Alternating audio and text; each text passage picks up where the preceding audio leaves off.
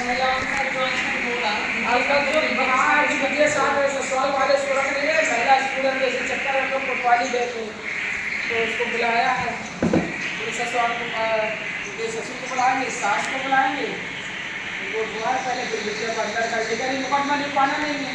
वहाँ पर फंसा हुआ पड़ा हुआ है, सारे डॉक्यूमेंट्स हैं, उसकी सारी इम्पोर्टेंट चीज़ें हैं वहाँ पर, तो और फिर इसके पास पैसा भी तो नहीं है मुकदमा वो लड़ने के लिए। सबसे मेरी बिटिया और बिटिया बिटिया की इसके कारण पढ़ाई मारी जा रही, उसका बस्ता भी वो सब वही रखा हुआ है। 12 साल की बिटिया है ये। 12 साल की हो गई, 12 साल की बिटिया है, उसको लेके कहाँ जाएगी? मायके वाले रख नहीं रहे, ससुराल वाले रख नहीं और सुबह रहे। कहा इस कैसे में ब्याजी से मुलाकात करें इस बिटिया के लिए, तो ये लोगों को ब्याजी से मिलवा के कोतवाली वाले को आश्वासन दे दिया है, अभी तक तो कोतवाली वाले आश्वासन दे दिए लेकिन वो सुनवाई नहीं कर रहे। सुनवाई नहीं कर और रहे। इनको जो यहाँ पे है ना बड़े गाँव चौकी इंचार्ज, वो तो फोन ही नहीं उठा रहे, आपका तो फोन ही नहीं उठाया उन्होंने। मैंने उठाया था, बोले कोर्ट में है और जैसे कोर्ट से आएंगे तो बुला देंगे। अब वो जाने कब आएंगे, कब 5 बजने वाला है। मान लो जैसे और तो बनना भाई हम अपने हिसाब से काम करेंगे, तुम्हारे हिसाब से इधर अपने हिसाब से काम करो। नहीं, लेकिन एक बात बताइए, सपोज दैट जैसे कि ससुराल वालों को निकाल दिया, अभी पौने 2 महीने से दर भटक रही है, समझिए।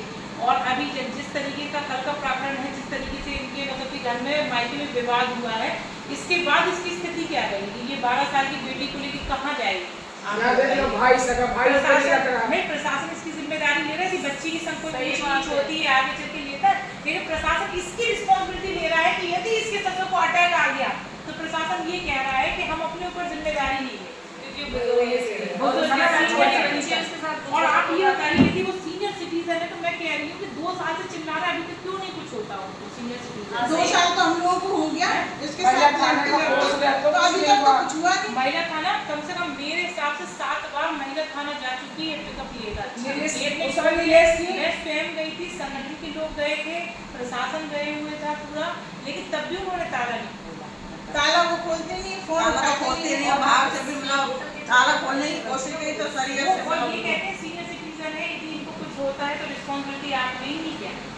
और वही तो बच्चे का है। मेरा नाम प्रतिमा ओझा है और आज हम सभी यहाँ पर उपस्थित हुए हैं एक विशेष चर्चा के लिए। जैसा कि अभी विदित है कि हमारे बीच में पूनम रायकवार जी उपस्थित हैं यहाँ, और मैं आश्रय NGO के अध्यक्ष बंटी शर्मा जी के माध्यम से पूजा शर्मा जी के संपर्क में आई हूँ और एक विशेष वार्तालाप के लिए यहाँ पर उपस्थित हुई हूँ। जैसा कि मेरा मानना यह है कि मेरे को शायद ये पूनम रायकवार जी के केस को देखते देखते है ना 1.5-2 साल हो चुके हैं और मैं इनको न्याय दिलाने का काफ़ी प्रयास कर रही हूँ। मैंने कई थानों में, कई जगह काफ़ी संस्थाओं से, काफ़ी NGO से बात भी करी और लोगों ने हम लोगों की सहायता भी की, ऐसा नहीं है, लेकिन उसके बावजूद भी इनको उचित न्याय प्राप्त नहीं हो पा रहा है। उसका कारण मैं ये समझती हूँ कहीं ना कहीं मेरे ख्याल से प्रशासन की थोड़ी बहुत लापरवाही है। क्यों है? क्योंकि जब हम इतनी महिलाएं खड़े हो सकते हैं तो आप ये बताइए प्रशासन को क्या प्रॉब्लम है हम लोग के साथ खड़े होने में?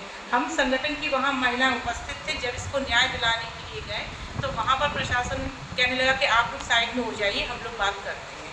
क्योंकि यदि उस समय प्रशासन हम लोगों को थोड़ी अनुमति देता और उनके परिवार वालों से बात करने के लिए हम लोग उनसे बोलते तो हो सकता था शायद ये अपने परिवार में चली जाती।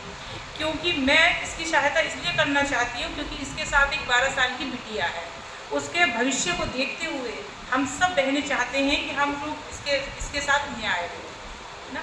क्योंकि देखिए दरअसल में बात ये है कि इसके संग जो हुआ है ना, मेरे ख्याल से मुझे लगता है उचित न्याय नहीं हुआ है। क्योंकि जब हमारी रिपोर्ट जिस समय इसके संग मारा पीटी हुई थी, रात्रि करीब 9:30 बजे के समथिंग में इसका फ़ोन आया था और 1 बजे इसको मेडिकल करवाने के लिए मैं खुद गई थी वहाँ पर सिविल हॉस्पिटल। वो मेडिकल रिपोर्ट भी जो थी वो भी इसको नहीं प्राप्त हुई है। और जब प्रशासन से हम लोगों ने बातचीत करी तो प्रशासन से बातचीत करने के बाद जो प्रशासन ने रिपोर्ट बनाई थी वो एक तरफा रिपोर्ट बनाई है। मैंने आज फिर प्रशासन से जाके बात करी तो मैंने उनसे यही कहा है कि आप इस पर दोबारा जाँच बैठाइए। उस पर जाँच होना इसलिए ज़रूरी है क्योंकि यदि आज मैं ये समझती ये दर भटक रही है। जैसा कि मुझे ज्ञात हुआ है कि कल रात्रि ये अपने हम लोग ने इसको मायके में शिफ्ट कर दिया था, कल रात्रि इसके मायके में विवाद हुआ। अब आप मुझे ये बताइए इस अवस्था में हमारी बहन बेटियां कहाँ जाएंगी? ना ही तो वो ना ही वो मायके की है। और मुझे लगता है कि यदि आज इसको रहने के लिए उचित स्थान नहीं मिला तो आप ये सोचिए कि इसके आने वाला भविष्य क्या होगा, इसके साथ इसकी बच्ची का भविष्य क्या होगा। दर दर भटकना, समाज में आज बच्ची को किस दृष्टि से देखा जाएगा और इस बच्ची की मानसिकता जो खराब हो रही है इन लड़ाई झगड़ों में, जो इसका फ्यूचर बर्बाद हो रहा है, इसका क्या? मैं पूजा शर्मा अध्यक्ष आशा सोसाइटी एनजीओ। जैसा कि आप देख रहे हैं दीदी लोग आई हुई हैं, बीजेपी संगठन से आएंगे दीदी। तो हम सब यहाँ बैठ के एक मुद्दे पर चर्चा कर रहे थे, महिलाओं पे। जैसे आजकल महिलाएं बहुत परेशान हैं सास ससुर से, पतियों से, परिवार से। तो उन सबको लेके जब हम लोग थानों में जाते हैं, जैसे अभी आपने सुना दीदी की, तो वहाँ पे कुछ जगहों पे ऐसा होता है सुनवाई नहीं होती है। अब हम सब ने एक फैसला लिया है कि सभी संगठन जितने भी झांसी के हैं, एनजीओ हैं या बीजेपी के हैं या और भी संगठन हैं, सब मिलके हम सबको ऐसे लोगों के लिए काम करना है जो कि काफ़ी परेशान है। और अगर यहाँ पे सुनवाई नहीं होती है तो हम सब ने निर्णय किया है कि हम बाहर भी जाएंगे।